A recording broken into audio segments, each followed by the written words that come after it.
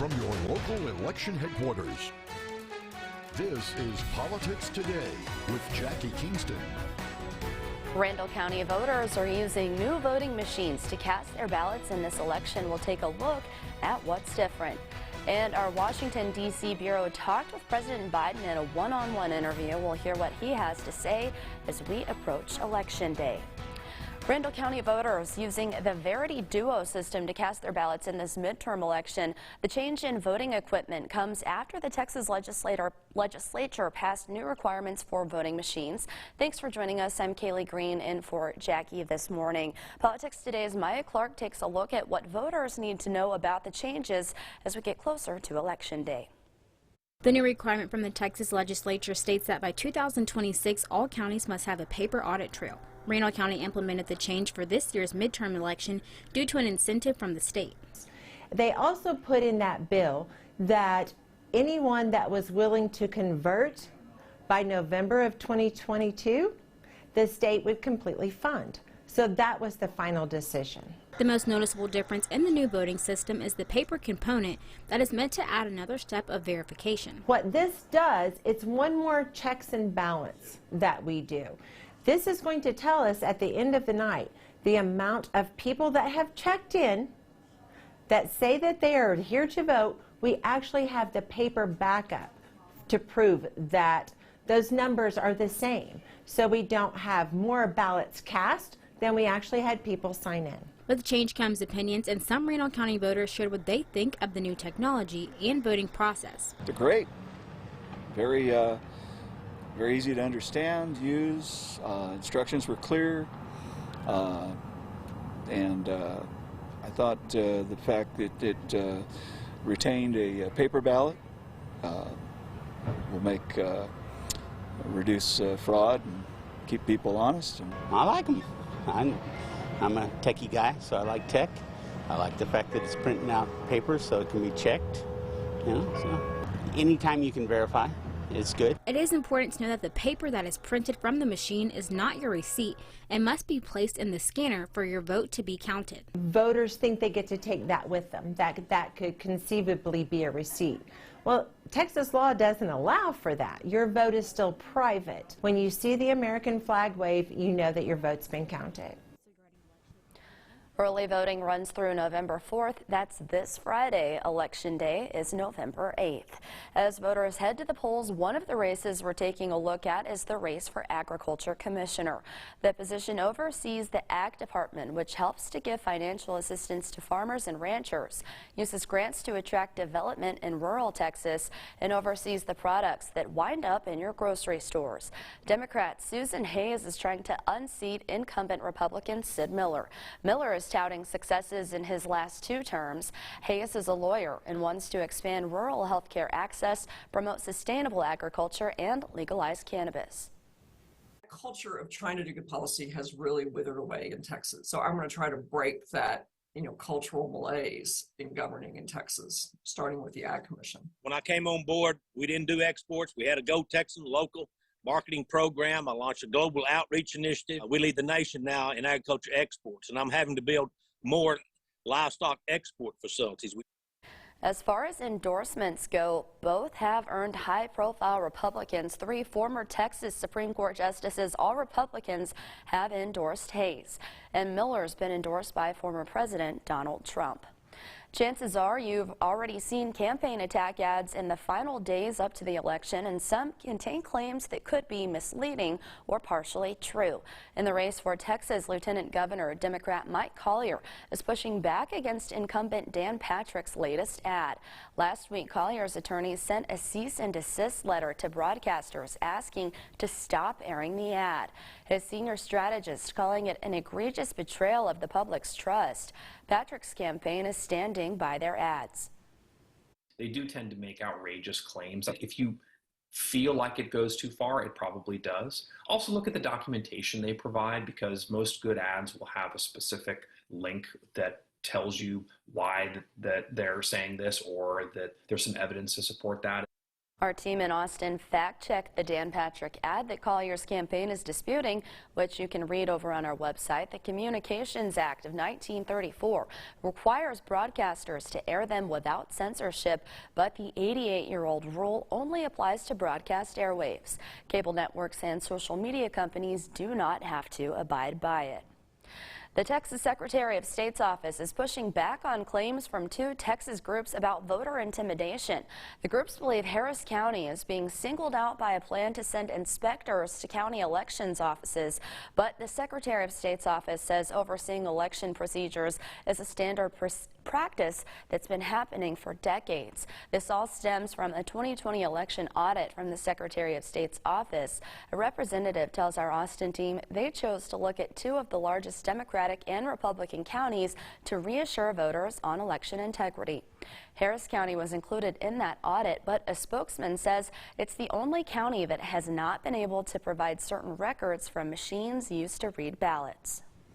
And what we found is that in about 14 locations, the mobile ballot boxes, which are essentially flash drives that hold records of the ballots, did not have proper chain of custody logs when they were transferred from the polling place to the central count location. Rights Project feels stems from misinformation about the 2020 election. This supposedly flows from is the deeply flawed partisan audit that the state started last year at the instigation of former President Donald Trump as part of his continuing campaign to undermine the election. So we are concerned that this is an effort to create doubt, to spread misinformation about voting. The Secretary of State's office says Harris County is not being singled out, as inspectors will be sent to other counties as well.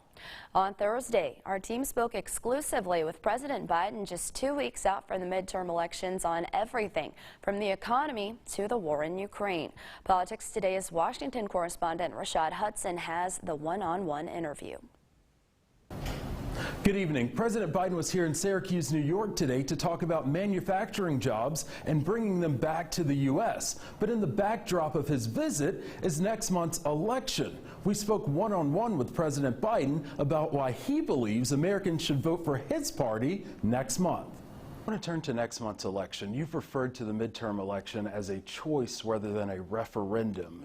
Given record inflation, why should voters choose Democrats? I'm bringing it down. Look what we inherited. I inherited 6.5% unemployment. It's down to 3.5%. We lost about 600. We lost hundreds of thousands of manufacturing jobs. We've created over 700,000 manufacturing jobs. Things are moving. And the White House says we can expect President Biden to be out there more on the campaign trail leading up to next month's election. Reporting in Syracuse, Rashad Hudson, back to you. We have more highlights and a link to that full interview with President Biden at myhighplains.com. A judge rules against the Amarillo City Council's debt issuance for the Civic Center renovation and expansion project coming up. We'll hear reactions to the court ruling. I'm Kaylee Green. You're watching Politics Today from your local election headquarters. Welcome back, everyone. It's back to square one for the Amarillo City Council on funding the Civic Center renovation and expansion project. To recap, in November 2020, Amarillo voters struck down Proposition A, a $275 million bond for the Civic Center project. Then, in May of this year, the City Council voted 4-1 to issue $260 million in tax anticipation notes for the project. A judge in Potter County District Court ruled Tuesday that the council's debt issuance is invalid and void. Cole Stanley serves as the City Council member for Place 1 and voted against the ordinance to issue the debt. Stanley is happy with the court's ruling and says the best way to move forward would be to let the voters decide on a general obligation bond. Wisdom would say you take a big step back. Maybe you apologize to your public and you say, hey, it was a mistake. What we did was wrong. It was an overreach. And with your permission, we would like to move forward with whatever is best for our community with our existing asset in the way of a civic center. We do want to clarify, a spokesman for the city reiterates any statements by individual city council members on the suit at this point do not reflect the official position of the city of Amarillo. The Texas Public Policy Foundation, a conservative think tank, also applauded the ruling. The legislature needs to step in the next legislative session and close many of these loopholes that the city was utilizing to get its way. And so I look forward to the 2023 session and working on some good government measures that will prevent this sort of anti-voter movement in the future and really protect the democratic process. As we reported Tuesday, the city of Amarillo released a statement saying, quote, "We respectfully disagree with the judgment in this case, and we're reviewing the decision with our legal counsel to determine our next steps. The city has not made any other official statement and so far has not made council members available for comment." You can take a look at our in-depth coverage of the Civic Center project and the lawsuit. It's all waiting for you at myhighplains.com. The city of Amarillo has reached a settlement in a 2017 sewer pipe lawsuit with a construction company. The settlement was also approved by City Council during Tuesday's meeting. In it, L.A. Fuller & Sons Construction agreed to pay the city $5 million to settle disputed claims alleged in the lawsuit. According to previous reports, the lawsuit lists various claims against the companies involved in the lawsuit, including breaches of contract, negligence, and breach of warranty.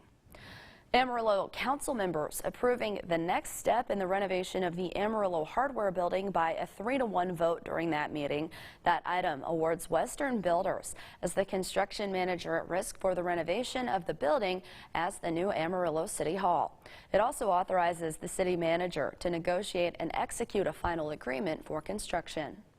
The key point to look at, I think that the community would be excited about, is we're dealing with a local contractor that hires local subs. So all of the money that we're going to be spending on the City Hall project stays here locally. That construction project has a maximum price of $28 million. As Amarillo welcomes new jobs and residents into the city, the need for affordable housing is also on the rise. Politics Today's Maya Clark joins us once again with the story. During Tuesday's City Council meeting, Astoria Park Apartments in North Grand Villas presented a resolution stating no objection for an application for 2023 non-competitive housing tax credits onto the Texas Department of Housing and Community Affairs. It allows investment into those existing apartments to bring them up to date. Basically, what the program is it provides equity to the developers to build what looks like market rate apartments, but it's actually rent restricted based on the income levels of the tenants. Applicants in the program must meet specific requirements before learning if they receive funding. The developers look for the properties and submit applications, and then they come to the city after. Really the main role the city has is to either not support the project or not object to the project. So other than that, they just have to meet certain state criteria based on the income levels, based on the area of town as far as low to moderate income areas. And as long as they check all those boxes, there's really nothing preventing them as long as funding's available. As Amarillo grows, the need for quality housing options also rises. A lot of new employees coming to town with the recent announcements from AEDC as far as the new jobs. We want to make sure that there's affordable options, but also built to standards that people would want to live in. So this program encourages that. North Grand Villas is in the early phase of the process, while Astoria Park will likely start the redevelopment process in spring of 2023. North Grand Villas on Grand Street, that one was built in 2003. That project is also going through the state process right now for an allocation of funding. It's going to be probably next summer before they find out if they're awarded and able to proceed with the project, compared to Astoria Park that's already further along in the process. So they're actually planning to start in March. Freeman says the city is supportive of projects like these because they help provide residents a wide variety of options. According to the Texas Department of Housing and Community Affairs, potential tenants earning up to 60% of the area's median income for the area of their household size who meet eligibility requirements may qualify for a reduced rent unit. The city of Amarillo gave an update on how soon they can return to twice-a-week trash pickup. Coming up, we'll take a look at when they hope to get back to normal. The Amarillo City Council got an update last week from the Solid Waste Department as they work hard to return to their regular trash collection schedule. During Tuesday's meeting, officials said the residential pickup schedule is leveling off. They're starting to do some twice-a-week pickups in parts of Amarillo. Officials say they will continue to update the City Council on the status of trash collection until they return to the normal schedule. The target for residential drivers would be 36. I know we have 42 positions, but at 36 was originally what we told council that we'd be able to go back to. So I think we're on track for that, and I'm just really proud of what our staff has done. They've really stepped up.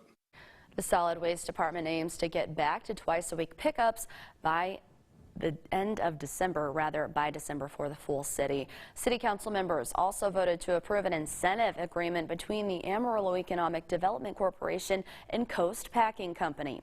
They authorized the location incentive agreement and tax abatement by unanimous votes. That project estimates $30 million in improvements and 60 new employees. And the agreement provides for an abatement of future taxes on the construction and equipment costs at 80% for 8 years.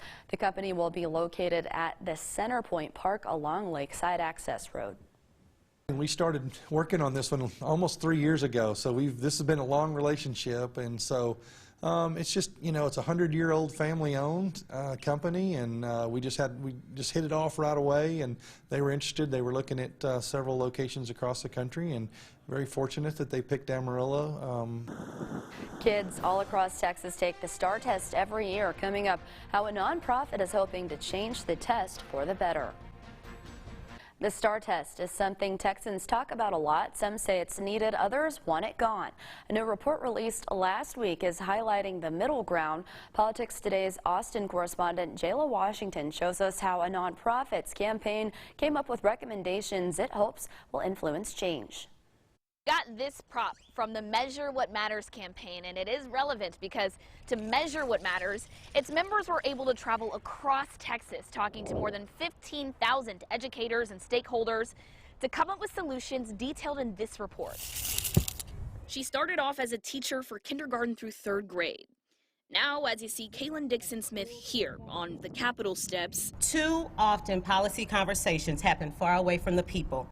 Advocating for policy changes is personal for her. Oftentimes, these policies would come down the line of these changes that I had no voice in. And so now being on the other end of it, I intentionally set up these conversations, went into communities, talked to parents. She's working with Raise Your Hand Texas. They asked more than 15,000 teachers, parents, and students questions like how effectively the STAR test measures students' learning and the full range of things that make a good school. The majority feel it's not very effective. Right now, if you look at the accountability rating system for elementary and middle school, 100% of the A through F rating is based on the STAR test. One test on one day. What we can do is de-emphasize the STAR in our accountability system. The group wants to get rid of high-stakes consequences, which includes a STAR end-of-course exam to graduate high school. The campaign also recommends not making students take as many STAR exams. Yes, we have to provide assessments that help inform instruction throughout the school year, but we want to take the weight off of what that means. Dixon-Smith is hopeful recommendations will be considered by the legislature. We can literally shape their lives if we do this correctly. On Wednesday, the TEA said it will be redesigning the STAR test to test students on things that better align with what they're learning in class starting in the spring of 2023. On Thursday, families of the Uvalde school shooting were in Austin asking for more accountability. Once again, they asked for DPS Director Stephen McCraw to resign.